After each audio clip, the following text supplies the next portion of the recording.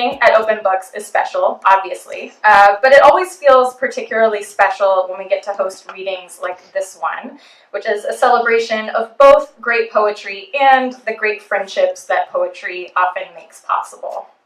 Tonight's readers, Woogie Bay, Chelsea Grimmer, Abi Pollokoff, and Caitlin Opegard are some of the most talented, energizing, hardworking, and terrific poets you're likely to meet, full stop. I'm going to read all of their bios on the front end and then get out of the way so that they can wow you.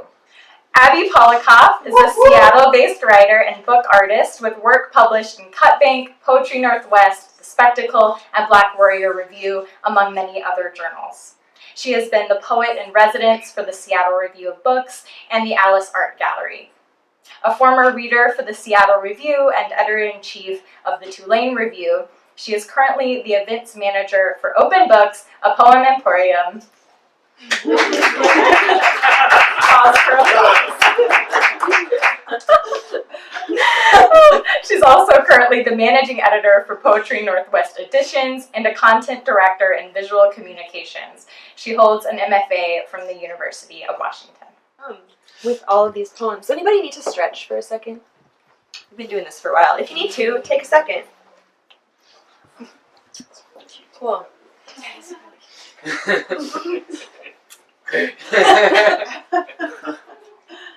I want to start off with just a couple of thank yous. It's really weird to be up here to read poems and not to introduce people, which is something that if you've been to other readings of the store, you may have seen me do. But Open Books is one of my homes here in Seattle, and it's such an honor to be here reading poems with people who I care so much about and whose poetry astounds me.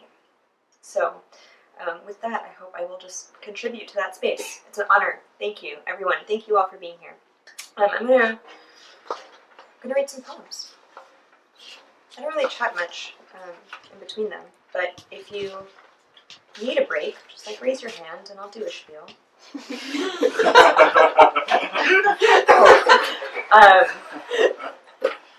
Thanks for being here. Can everyone hear me? Yeah. Okay. This our listless passive drift. Of the earth, this is the beginning. Of the earth, this is the frost-wound circlet of needle and frond. Of the frost-kissed edges of shadows fading in the gurgling morning light. Of the light of this earth, this desert is not the one that lasts. This is not the glacier's last overturned stone. The underbelly, the soil's caked boot, mud-slipped trails like bootstraps trailing through mud like snakes, pushing their hunger like snakes pursuing the animal to end their hunger. This, the hunger to know what ends the dream. Been there before. Seen that again. The tense isn't the question here, but the persistence. Of the earth, that's the theme, this persistence. The unraveling of the tightened node at the center. The coiled snake centered around the stone, around the frost. Center-celled and condensed into itself, this pressure, this gravity's magnets. This is the pull of it all, tension of roots wriggling out of their cells, these cells and their sorrows. Is there anything else in the human body but sorrow and solace? To stand tall, this body all soulless, sand and frosty. Stand tall like oak, like glacier's redwood, like cypress. These bone-drunk cypresses are the only signs left of the cemetery, of the burial. Mourn this glacier, this gravity. This is the earth at its finest, sleep-celled and full of soil, sustenance in all things, and poison.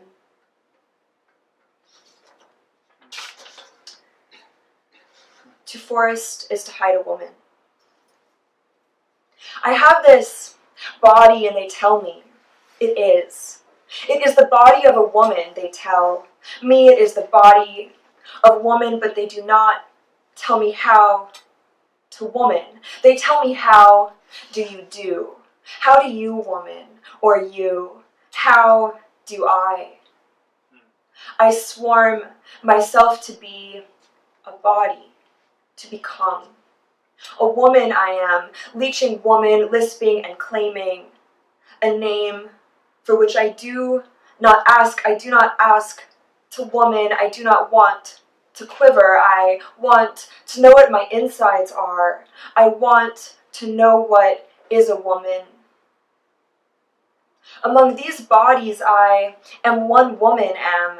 I want to know how my insides are. I want to catch the dripping light of stained glass hanging from rafters and drink it into me. Hold it close to breezes and sing a little in the light. Don't make light of this, please, breath. Look closer. I parcel out my tongue to please. I parcel, this is my body without a tongue. This stained glass tongue. Look closer, look, and I, the light leaching through it. Its names, its women leeching and lisping after their bodies, their insides, these tracks I shelter. I am shelter and dismay. I am correct. I must correct my categories, my cavities, my insides, parcel them out. This much body, that much woman, I must catch the dripping glass, stained light leaching over. Rafters like the moth I am to woman, I moth over rafters in breezes as missile. I slip skinned into birches, into aspen. I skin my skin with spider webs. Insides left hanging, no one tongued to notice. I am birch, I am forest, I vein slender, I birch swiftly, I aspen into forest, I veined and dripping this stand, my forest, my insides, my bark, together painted into glass frames, claiming sight, claiming rafters to hold this body together. Where is the woman? I see only birch, see only aspen, see forest, and it is night there.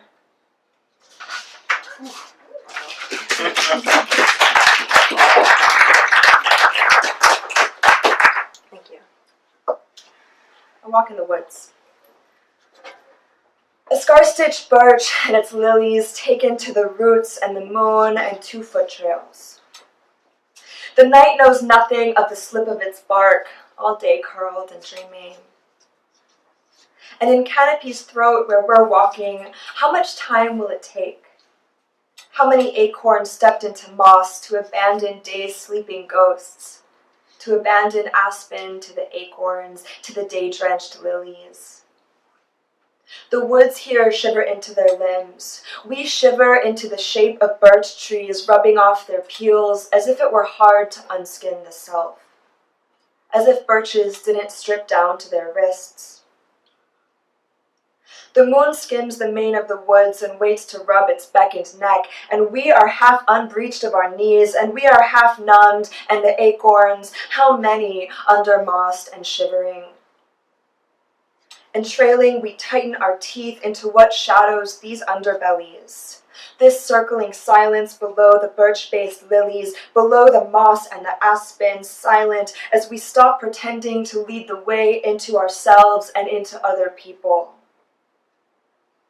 The insistence of knuckles and the way they bud out of fingers stretch. We're more than this grasp and clench. We're more than this trail in the moonless night. And hurrying, what faces lie above ours? What breezes corroded at the knee? How much time will it take to emerge as anything other than lily, lily, lily, lily? And how to emerge anything but straight-spined and tense? Arms raised to scar-stitched birches and aspen and the moon and lilies and birches and aspen and the moon, all silt-faced and seething.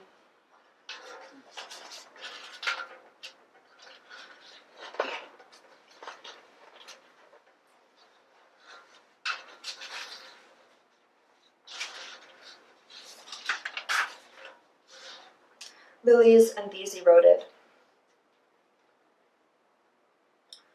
And here there's something in the lilies, here and there and over that way, something. In the lilies, the slick sienna tongues of antlered stamen anthers split to smudge the white here, right here, and over. That way, a lily crush of shell at the seaside, crisp and tonguing. Again and again, here and over that way. Weigh the phrase against its stemming. So much vastness in the gasping roots, so much in the gasping tides. Here and over that way, here and over that way, here and here and here, and tide, a crush of lilies, and unravel, a peeled back lilies, the tide unfurling against its anthers, against it, the tide, it's here, it's cold, solid glass. Here lilies, here tide, here the lilies all tied in their glass cages, in their tide-swept stems, leaves all tidied up, these lilies, these ones, here and over and.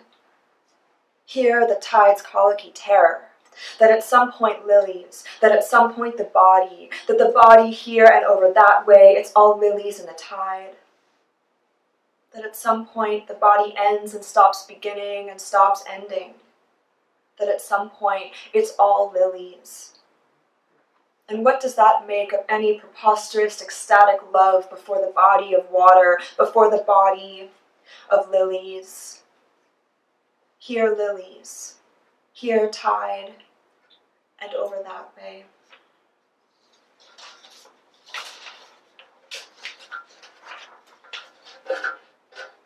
Obad.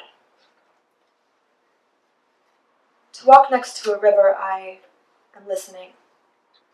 For the switch of starlings, of sunsets descending on the mire, on the spurs, on a petrified history.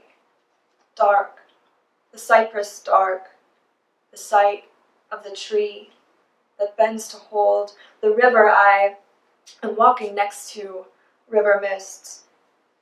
They ache here how I ache to swallow bridges, with starlings stranded in the bracing, embracing the river, mists and fallacy. The wish for a starling, a body is only a halved hymn, a startling. And doesn't it all end here with a swelling, a sunrise, a weary obad, a little bloated with how I want to remember the mists that seep over boots and starlings. I can't swallow the river or the mists or the aspen as it was dressed in leaves and sleeping starlings. This is my last poem. And tonight, this is what it's like. For the heart to be so hearty, so full the body brims over itself and slips foolhardy out the skin sheen. Ghosts billow out the husks of stomachs into a duel with the air, their own individual weathers. And in the day that's smaller than the things we're carrying, this is what it's like to be full of lilies, full of these living tongues that bring forth ghost after ghost. A spectrum of slipshod thistles and drums, a little different under the surface. So, to unearth the rendering of these verbal spaces, the fusses at hand, a little need to think about what the wrist-wrapped questions lend themselves to. A discussion at the lectern, at the knee, a question at most a little tender, a little lost in its unraveling. And this is what it's like to be alive, when everyone's talking about the night and its heights, and you know what it's like to stalk starlings and bully hunger into its hurting, and to wake up with the tide and its aches. This is also what it's like to be the visible space of what's hiding, of what you've destroyed, and now lilied you carry each day, even on the day when you're busy counting hues careening off the cheek and heeding its flushings to know, this is not this day anymore. And this is what it's like to have a pull heckling the left knee, and on nights when the heart gets full like this is what it's like. to be ribboned into honest flickerings, to be full of these lilies, full of these small things, years and dates and you, and tonight I'm so happy. Wrists tumbled all together, ripping the cage of them, the falter, the release, and what's left but a small step outside. The skin all breeze humbled with ghosts and kin, and this is what the night feels when the stars haven't come out yet, but what's left of the thinning day sun still warm on the forearm, and this is what it's like to know the stars are just up there, waiting to yawn with tide and aching to wake up. Thank you.